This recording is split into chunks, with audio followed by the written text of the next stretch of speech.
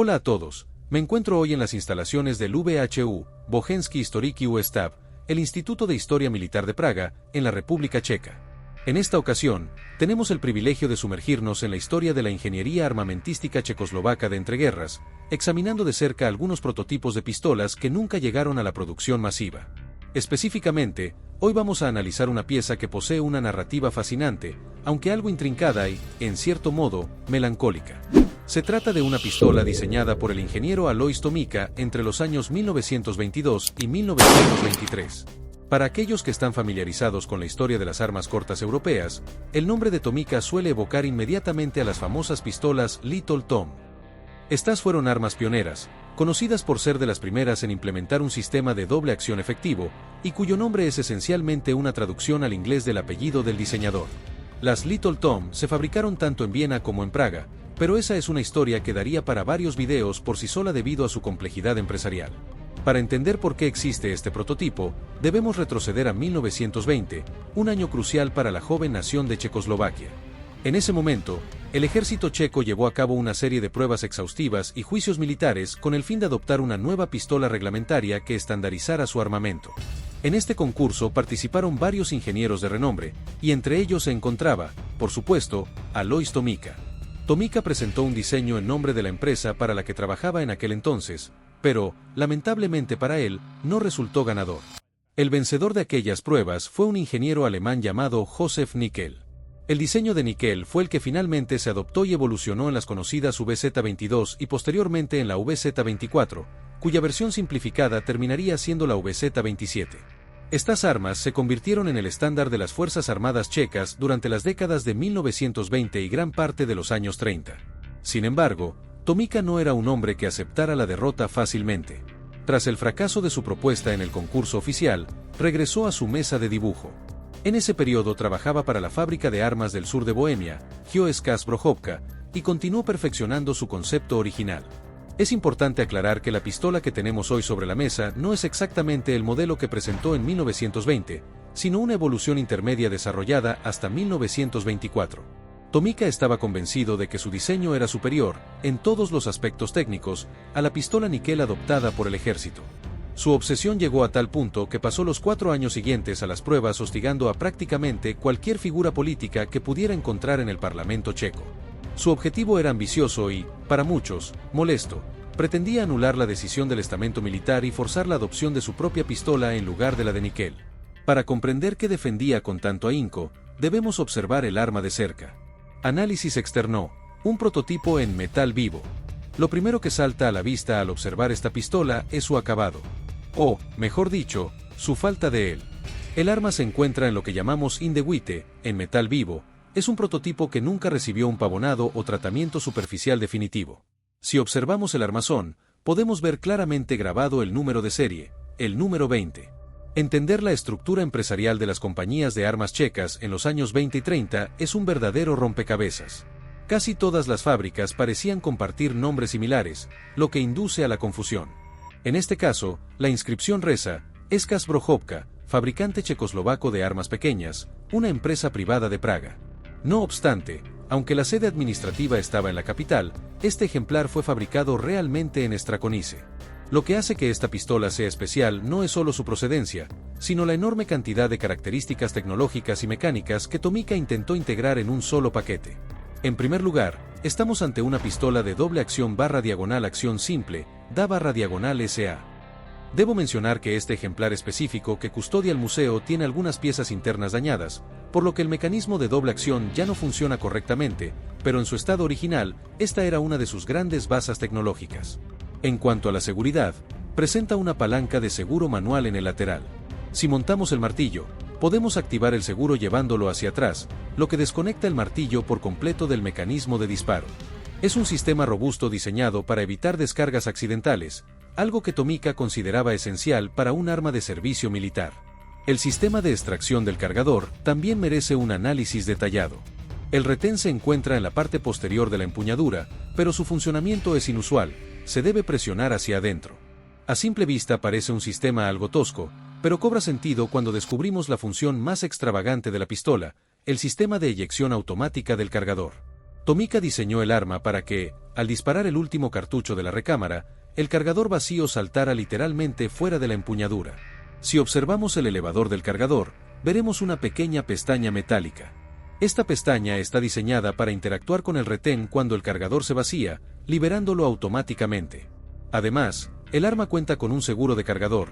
Hay una pestaña en el lateral del armazón que impide que el martillo caiga si el cargador no está insertado. Es decir, no se puede disparar el arma en seco o aprovechar un cartucho en la recámara si el cargador ha sido extraído. El proceso de desmontaje de esta pistola es, en mi opinión, uno de sus puntos más brillantes y elegantes. Utiliza un sistema de cañón fijo con el muelle de recuperación situado alrededor del cañón, dentro de la corredera, una configuración que nos recuerda inmediatamente a la Browning 1910. Para desarmarla, primero presionamos y giramos el tapón frontal que retiene el muelle. Una vez liberada la tensión, el muelle sale por la parte delantera. En una Browning 1910 convencional, el usuario tendría que retroceder la corredera y girar el cañón para desenganchar los tetones de cierre del armazón, un proceso que a veces resulta algo engorroso. Tomica, buscando mejorar la ergonomía, ideó un par de pestañas con resorte en la parte inferior del armazón. Al tirar de estas pestañas hacia abajo, el cañón queda liberado y simplemente se desliza hacia afuera por la parte frontal de la corredera.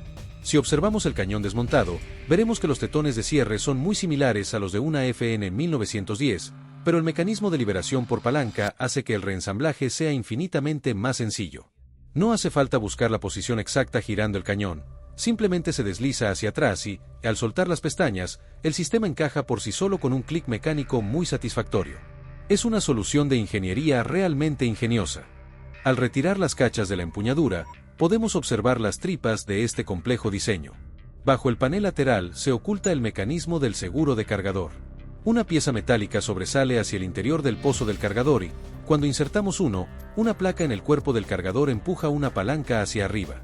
Esta palanca alinea la barra de transferencia del disparador en el ángulo correcto para que pueda interactuar con el fiador. Si retiramos el cargador, la barra cae a una posición inferior donde el movimiento del gatillo no produce ningún efecto sobre el martillo.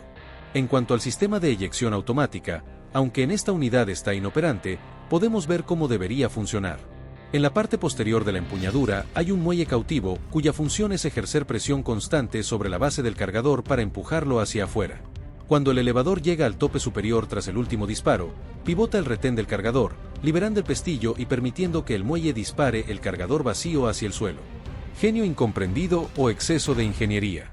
Al analizar la pistola de Alois Tomica en su conjunto, uno no puede evitar preguntarse si, quizás, era demasiado complicada desde un punto de vista tecnológico para su época. El concepto de un cargador que se eyecta solo ha aparecido de forma recurrente en la historia del armamento, como las pistolas estadounidenses Grand Hammond, pero rara vez ha tenido éxito. Aunque hoy podamos verlo como una ventaja táctica que acelera la recarga, en la década de 1920 la perspectiva era muy distinta. Para un oficial o un soldado de la época, los cargadores no eran objetos desechables. Eran piezas costosas y limitadas. La idea de que, en medio de la confusión del combate, tu cargador saliera volando y terminara perdido en el barro tras el último disparo, no era precisamente una propuesta atractiva para los logísticos militares. Estratégicamente, era un riesgo innecesario. Además, hay un patrón revelador. Casi todas las pistolas antiguas que encuentro con este sistema de eyección automática suelen tenerlo roto. Esto nos indica que el mecanismo era frágil y propenso a fallos, algo inadmisible para un arma que debe funcionar en las condiciones más extremas del campo de batalla. El final de la carrera de Tomica. La persistencia de Tomica terminó pasándole factura. Para 1924, se había convertido en una figura tan molesta y problemática para la dirección de la fábrica de armas del sur de Bohemia que finalmente decidieron despedirlo. Su insistencia obsesiva en desacreditar las pruebas del ejército y promocionar su propio diseño terminó por agotar la paciencia de sus empleadores. Tras su despido, Tomica no se rindió. Entre 1924 y 1928, intentó fabricar de nuevo sus pistolas Little Tom a través de su propia compañía independiente. Sin embargo, el mercado ya había avanzado y la competencia era feroz. Su empresa finalmente quebró en 1928, marcando el fin de su influencia significativa en la industria armamentística checa. Resulta intrigante reflexionar sobre la personalidad de este hombre. Al no disponer de testimonios directos, solo podemos especular basándonos en los registros históricos y en las armas que dejó atrás. ¿Era ese esfuerzo de 4 años por revertir la decisión del ejército una señal de pura desesperación económica y necesidad de contratos? ¿O realmente creía, de corazón, que la seguridad nacional de Checoslovaquia estaba en peligro porque el ejército había adoptado una pistola que él consideraba inferior?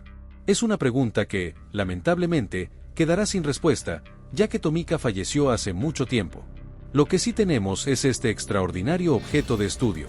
Es un testimonio de una era donde la ingeniería todavía se permitía experimentar con soluciones mecánicas complejas antes de que la estandarización y la simplificación de la producción en masa dictaran el futuro de las armas de fuego. Quiero expresar mi más profundo agradecimiento al VHU de Praga por permitirme acceder a sus archivos, sacar esta pieza de las vitrinas y mostrársela a todos ustedes. Si alguna vez tienen la oportunidad de visitar Praga, les recomiendo encarecidamente que pasen por el Museo del Ejército. Tienen exhibiciones increíbles y una colección de prototipos y armas experimentales checas que es, sencillamente, una delicia para cualquier entusiasta de la historia mecánica. Espero que hayan disfrutado de este análisis técnico e histórico, tanto como yo disfruté examinando esta rara pieza de la ingeniería de Alois Tomica. Gracias por vernos y nos vemos en el próximo video.